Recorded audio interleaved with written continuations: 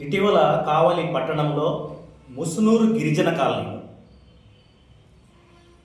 మహమ్మద్ సుబానీ అనే వ్యక్తి గత 4 సంవత్సరాలుగా ట్రేడింగ్ పేరుతోటి ప్రజల నుంచి కోట్ల రూపాయలు వసూలు చేసి అనేక మంది ఏజెంట్లు పెట్టుకొని ప్రజల దగ్గర నమ్మించి ప్రజల్ని మోసం చేసి దగా చేసిన మహమ్మద్ సుబానీ గారు ఇటీవల బయటికి రావడం జరిగింది.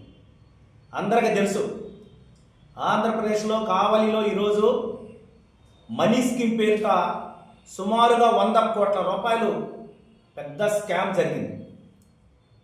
ఈ స్కామ్లో పోలీస్ డిపార్ట్మెంట్కి చెందిన వ్యక్తులు కూడా ఉండటం చాలా దురదృష్టకరమైన సంగతి.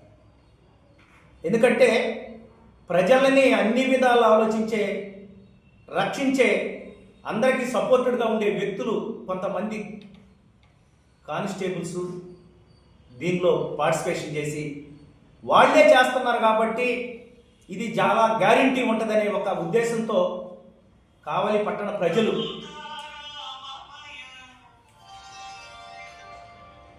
ఒక నిమిషం